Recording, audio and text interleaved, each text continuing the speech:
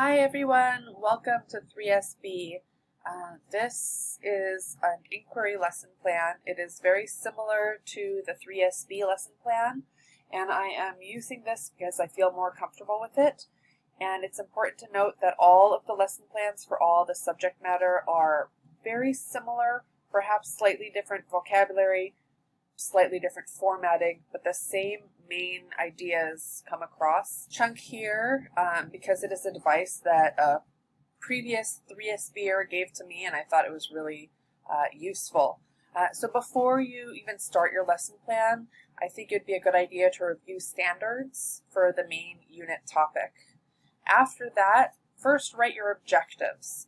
And that's basically your learning outcomes, what you want students to learn. We'll look at this in a moment, and you'll hear and learn more about understanding by design, but this is a really fantastic way to make sure that you are focusing on what you need to teach students.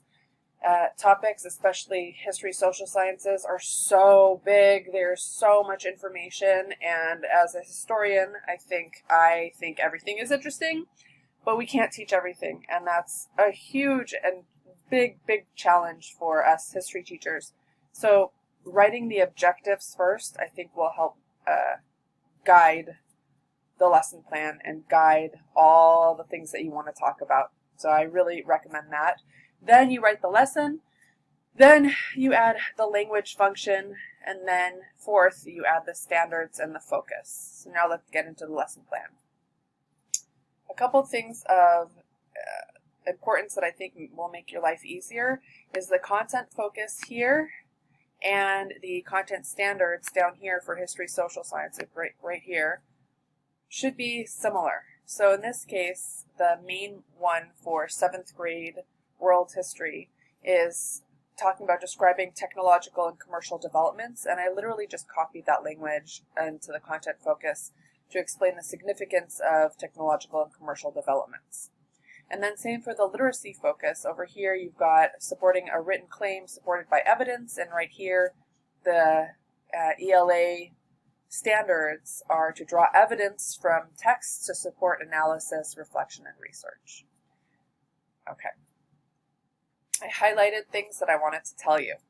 So for the learning objectives, here we are talking about the learning objectives. It's important to make sure that the learning objectives and the standards match. And so, for example, here students will be able to explain the significance of man-made features and compare them to modern times. So we're talking about comparing Middle Ages, Song and Tang dynasties from the standards here, and the central focus up here in China during the Middle Ages.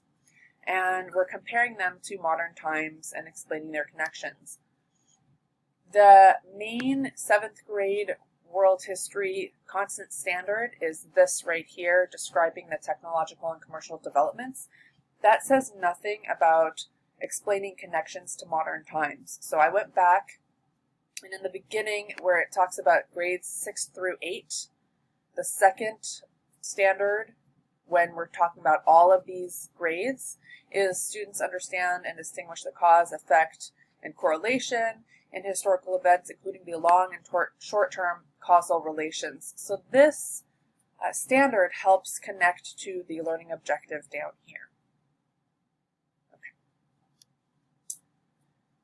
The language function, it's one word.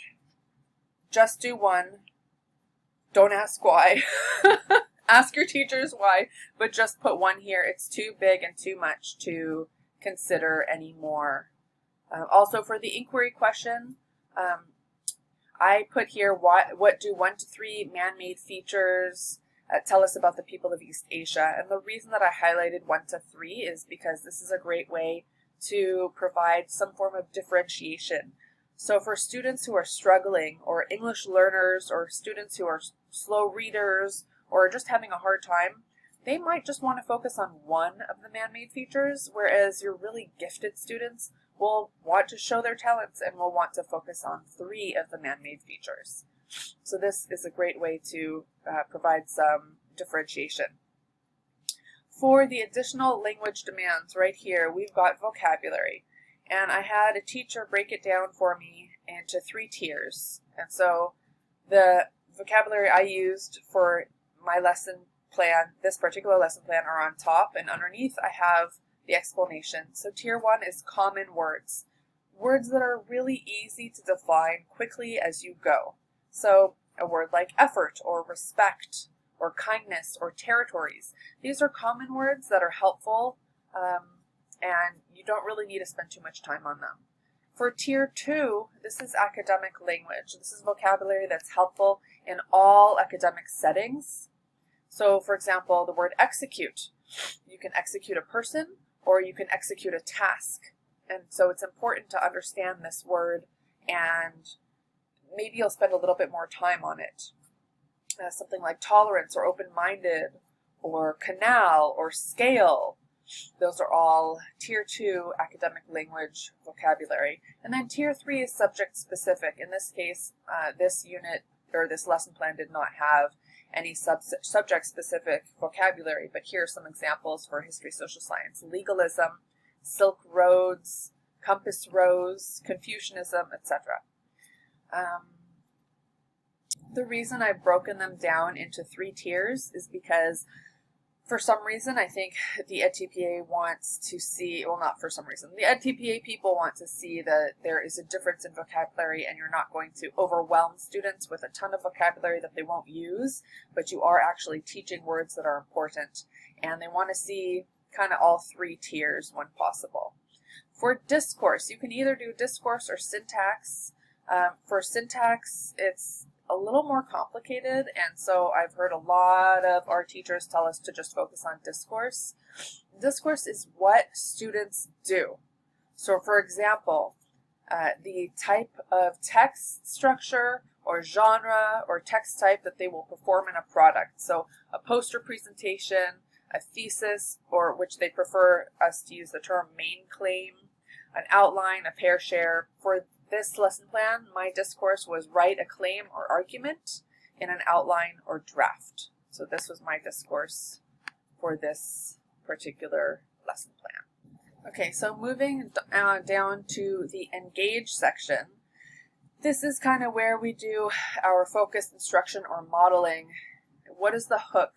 How do I build on prior knowledge or experiences, and how will I engage and motivate students?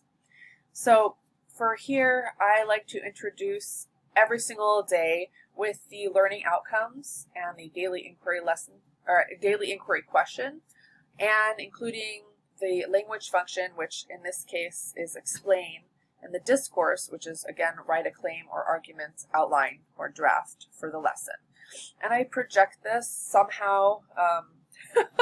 With COVID, it'll be online on a PowerPoint. In a classroom, I might write it or project it onto a whiteboard, and then I review this real quick so that students know what's coming. This is really important for our brains. If we just start reading a book without looking at the cover, it can get confusing, and so providing students with the learning outcomes and the daily inquiry question, it really helps them kind of focus on what they are learning that day. And then in this case, I added a 2-minute hook, which is a political cartoon on border walls. And this kind of connects to a previous lesson on the Great Wall of China. And it's a good introduction to today's lesson. And then for about 8 minutes, I would ask questions on that basically model, the answers kind of model how to assess the sources and how to explain the connections and how connections focus on the social, political, and defensive purposes for why border walls are built, how they work or they don't work, and the resources used to build the border wall. And this is a specific example for this lesson plan, but here it's a great way to show students what we want from them when looking at, for example, a political cartoon, how to assess the political cartoon, and how to use vocabulary, academic language, to explain these connections. For the Explore section, this is guided instruction and practice. Predicting, designing, testing, collecting, or reasoning. It's about the process of historical reasoning. I'm just going to go down here, and I've highlighted a couple things I want to talk about. First of all, a 5-minute slides presentation. I have been an instructor, a history instructor at the college level for 10 years, and there is no such thing as a 5-minute lecture at the college level. So this is kind of really important to focus on. A lot of teachers are saying maybe 5 to 15-minute presentation. For me, I need to focus on 5 minutes or I get excited and can go on forever. As you can see, I'm already at 10 minutes here. So this is important.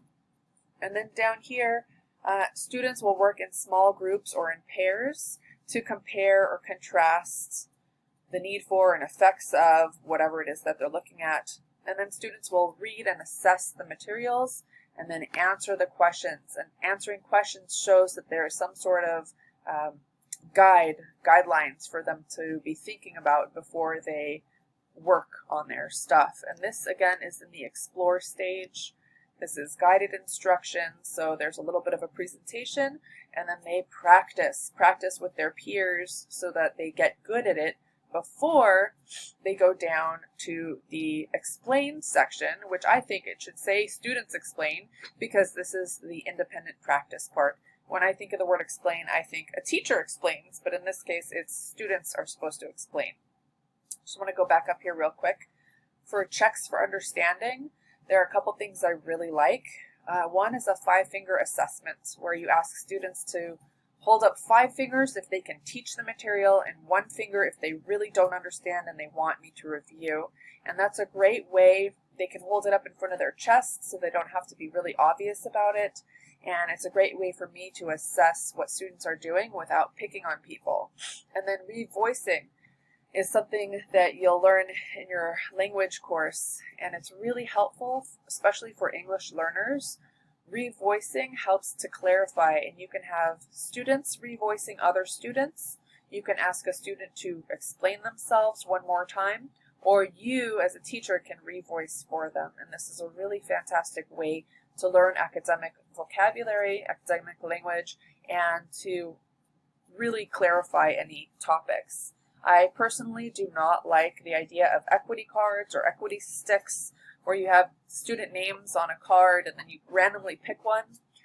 I'm a generally very talkative student and I like to voice my opinion, but if a teacher calls on me, I literally shut down and go blank, and it gives me so much anxiety, even if I do know the topic. So I really don't like to use equity cards. Anyway, so students explain down here in the independent practice section. And then you can do an extend closure, and then closure, let's see here, down here. Maybe reviewing the main goals for the day is helpful, and reminding students what's coming in an exciting way. Providing excitement is what I like to call a brain appetizer for what's coming.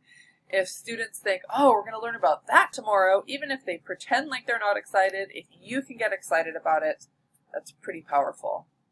And then lastly, I just wanted to emphasize the word graphic organizer. They don't like the word worksheet, even though really it's kind of the same thing in a lot of ways. There are differences, but really it's just vocabulary, and you just want to work with EdCPA people and their vocabulary. So just use the word graphic organizer, and that will make them feel better as opposed to a worksheet. And I think that's it. I'm sure Ginsberg will provide this lesson plan, and feel free to ask Ginsberg for my contact information if you have any further questions. My name is Galit, and I hope this has been helpful. Thank you. Bye. Good luck.